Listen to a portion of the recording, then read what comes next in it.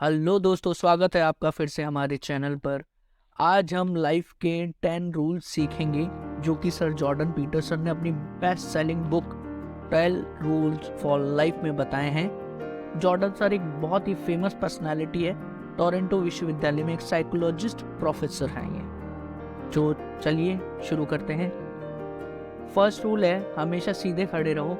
पहला रूल कहता है कि हमेशा सीधे खड़े रहो और अपने शोल्डर को पीछे रखो एक विनर की तरह। अगर हम एक डल पोस्चर के साथ खड़े होते हैं तो इससे हमें दुनिया वाले एक लूज़र की तरह देखते हैं और फिर लोगों की रिएक्शन और उनकी बातों की फीडबैक की तरह लेने लगते हैं एक नेगेटिव वे में, जिससे हम खुद को एक लूज़र समझने लगते हैं और फिर दोबारा से उस सेल्फ इमेज के साथ कंसिस्टेंट हम रहने लगते हैं।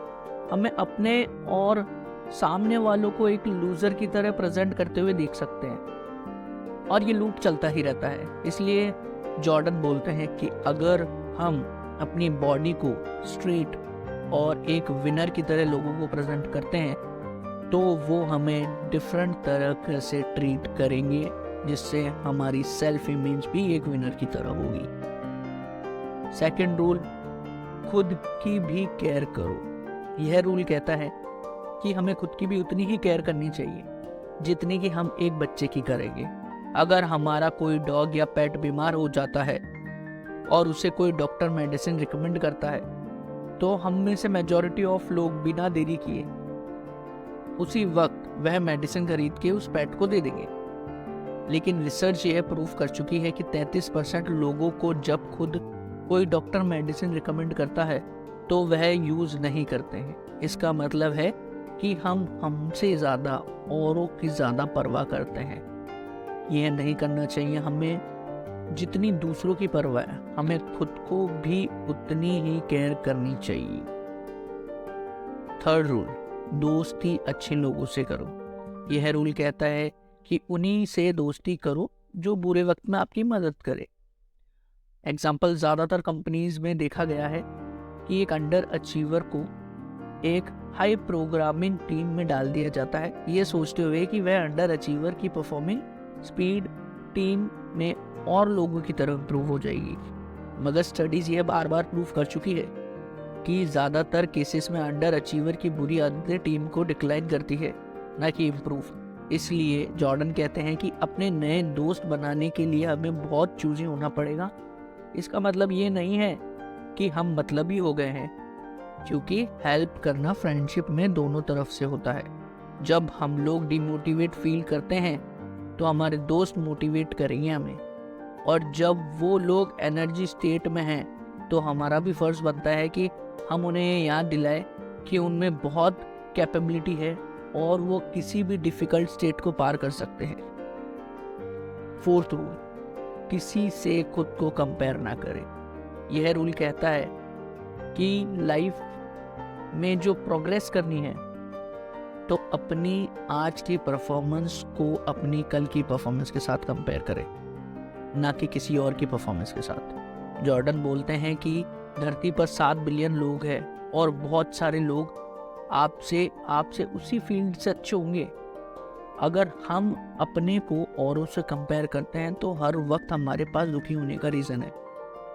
फॉर एग्जाम्पल, अगर आप अपने को अपने दोस्त के साथ कंपेयर करते हैं और देखते हैं कि आपका फ्रेंड्स आपसे बहुत ज़्यादा फाइनेंशियली अच्छे हैं तो आप अपने को कॉम्प्लीमेंट फेलियर ही मान लेंगे कम्प्लीटली। लेकिन अगर आप अपने को देखो कि आप अपने पिछले साल के कंपैरेटिवली इस साल अपनी फैमिली के लिए बहुत कुछ अच्छा किया है, यही बात हमें बहुत पॉजिटिव एनर्जी दे सकती है। तो इस तरीके की सोच को हम अगर अपने माइंड में लेके चलेंगे तो हम आगे और अच्छे से ग्रो कर सकते हैं। रूल नंबर 5, बच्चों को अच्छी शिक्षा देना। ये रूल कहता है कि एक बच्चे को एक रिस्पॉन्सिबल सिटीजन बनाना पेरेंट्स की रिस्पॉन्सिबिलिटी होती है। स्टडीज ये प्रूव कर चुकी है कि कई बच्चे बचपन से ही अग्रेसिव गुस्से वाले होते हैं। इसलिए पेरेंट्स को चाहिए कि ऐसे बच्चों को एक अच्छा सिटीजन बनाने के लिए खुद एफर्ट करें, ना कि सोसाइटी पर छोड़ दें। एफर्ट जैसे कि बच्चों को क्लियर करें कि गलत करने पर उसको क्या पनिशमेंट मिलेगी और पनिशमेंट क्राइम के अकॉर्डिंग होनी चाहिए। साथ में पेरेंट्स को अपने बच्चे को अपने घर के रूल्स क्लियरली बताने चाहिए और रूल्स की क्वांटिटी भी कम हो ताकि बच्चे कंफ्यूज ना हो एंड एक पॉजिटिव वे में ले सके ये चीज़। 6th रूल है, लोगों को एडवाइस देना बंद करो। क्रिकेट में यार कोहली ने ये शॉट अच्छा नहीं मारा, म्यूजिक में यार रहमान सर ने ये बीट मिस कर दी। ऐसे बहुत से लोग हैं जो लोगों को फ्री में एडवाइस देना पसंद करते हैं, बेशक उन्हें उस फील्ड के बारे में कुछ भी ना पता हो। और जब उन खुद से पूछता है कोई भी आके कि अपनी लाइफ में कुछ अचीव किया, तो उनका आंसर हमेशा यही होता होगा, यार दुनिया में इतनी मुश्किलें हैं कि बस दूसरों को आसान लगती है, खुद करो तो पता चले। और एग्जैक्टली यही रूल कहना चाहता है कि हम जब तक अपनी लाइफ को ऑर्डर में ना लाएं तब तक औरों को फ्री एडवाइस देनी ही नहीं चाहिए।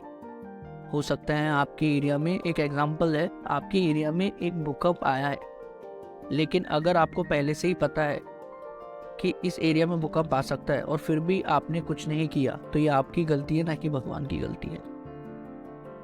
रूल नंबर 7, आपने लाइफ में रूल सेट करो जो अपनी लाइफ के शॉर्ट गोल्स होते हैं उसको आप इजीली ग्रैब कर सकते हैं।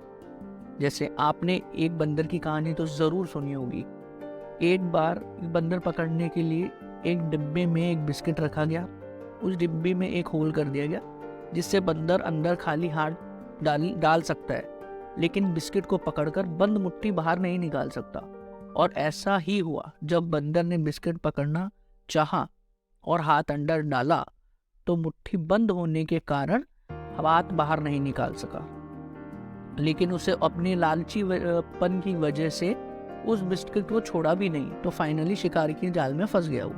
तो इस स्टोरी का मोरल ये है कि हमें भी अपनी लाइफ को रूल सेट करने के लिए, एक डिग्निटी वाली लाइफ जीने के लिए उन रूल्स को किसी इमीडिएट खुशी के लिए कुर्बान नहीं करना चाहिए, उन रूल्स को फॉलो करना चाहिए जिससे हमारी लाइफ और बेटर हो सके। रूल नंबर 8, खुद से झूठ मत बोलो। ये रूल कहता है कि झूठ बोलो, खास करके खुद से मत बोलो।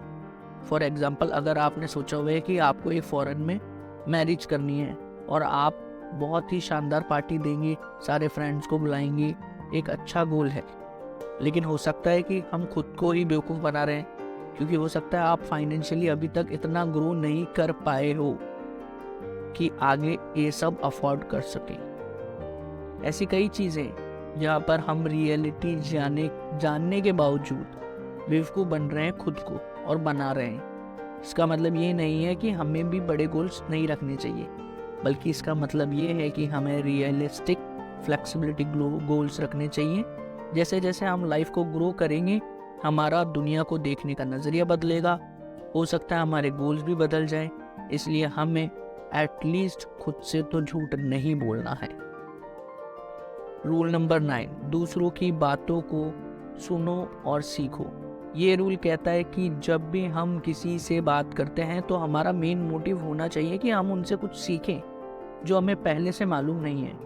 किसी भी कन्वर्सेशन में मेन गोल ये होता है कि दो लोग अपने इंडिविजुअल आइडिया से एक ऐसा आइडिया बनाएं जो उन दोनों का आइडिया से बहुत टाइम बेटर हो, 2 टाइम्स बेटर हो आपकी बातों को। और अब लेकिन बात ही ऐसी हो गई है कि आजकल के टाइम में लोग अपनी बातों को, अपने दुखों को ज़्यादा शेयर करना और ज़्यादा बताना प्रेफर करते हैं एज़ कम्पेयर टू दूसरों की बातें सुनने से। कई बार हमें दूसरों के आइडिया सुनने से दुख हो सकता है, क्योंकि हमारे आइडियाज जिन पर हम बचपन से यकीन कर रहे थे, हो सकता है वो गलत निकले, लेकिन ये एक प्राइस है जो कि हमें करना ही पड़ेगा। इससे हम अपनी लाइफ, अपने गोल्स को इम्प्रूव कर सकते हैं और आगे ग्रो कर सकते हैं। रूल नंबर 10, अपनी ज़रूरत से ज़्यादा सीखो। लाइफ बहुत कॉम्प्लेक्स है और इसे समझने के लिए मेजॉरिटी ऑफ ह्यूमन सिर्फ उतने ही पार्ट को सीखते हैं जो उनकी लाइफ के लिए इम्पोर्टेंट है। अब ऑब्वियसली हम दुनिया की सारे कॉन्सेप्ट तो नहीं सीख सकते हैं। जॉर्डन बोलते हैं कि हमें चीज़ों के अपनी ज़रूरत के हिसाब से सीखना चाहिए, उसके लिए क्लियर लैंग्वेज यूज़ करना चाहिए। फॉर एग्ज़ाम्पल, अगर हम बीमार हैं तो हमें डॉक्टर को बहुत क्लियरली डाटा देना पड़ता है कि हमारे साथ क्या हुआ, कि क्या हमारे पेट दर्द हो रहा है या फिर फीवर था, पेट में दर्द हमारे कुछ खाने के बाद हुआ, वो चीज़ क्या थी, हमने खाई जो और पेट दर्द स्टार्ट हो गया। ज़्यादातर बीमारियों को डॉक्टर इसलिए नहीं समझ पाते क्योंकि जो पेशेंट होता है वो इनको क्लियरली डाटा प्रोवाइड ही नहीं करवा पाता। इसलिए जॉर्डन बोलते हैं कि इन इम्पॉर्टेंट कॉजेज़ को हमें एकदम प्रीशियस लैंग्वेज के साथ इस्तेमाल करना चाहिए, क्लियर लैंग्वेज के साथ। तभी हमारी लाइफ में हम और क्लियर रहेंगे और अपनी ज़रूरत से ज़्यादा सीखने को मिलेगा। तो दोस्तों, आज का ये जो 10 रूल्स हैं मैंने जो आपको बताया उसको सुनने के लिए बहुत बहुत थैंक यू।